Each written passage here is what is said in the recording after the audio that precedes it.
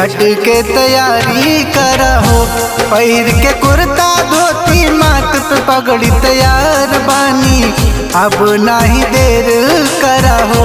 घर परिवार मैया खुशियन के बाहर होवे, तोहरे बरोते आस हो।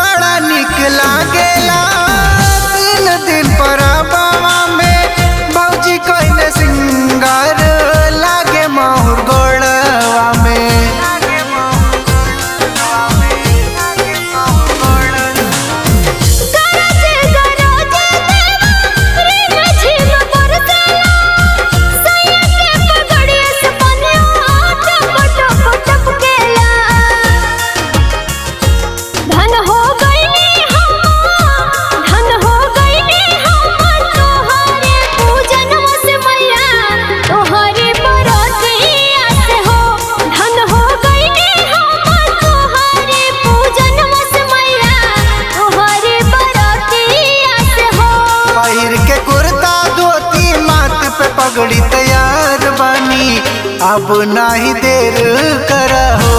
घर परिवार मैया खुशियन के बाहर होवे, तोहरे बरोते आस हो।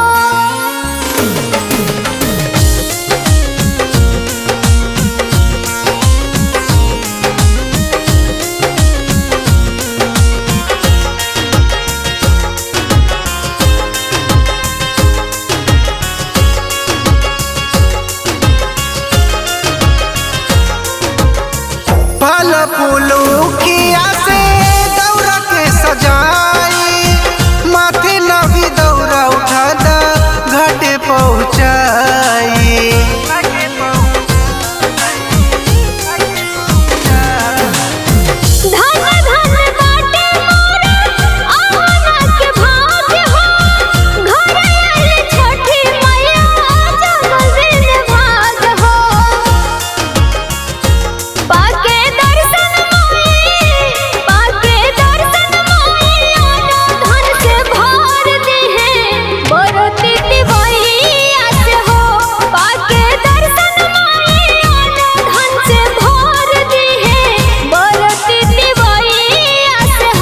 पहिर के कुर्ता धोती माथे पे पगड़ी तैयार बनी, अब नाही देर करहो।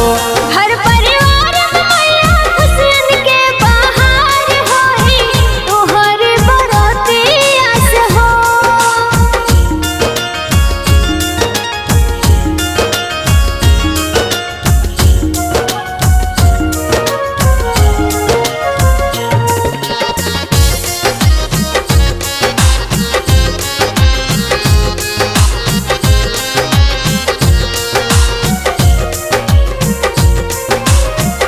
भानु पलक के माई रक्षा तू ही करी हा, घर परिवार माई खुशी से तू रखी हा।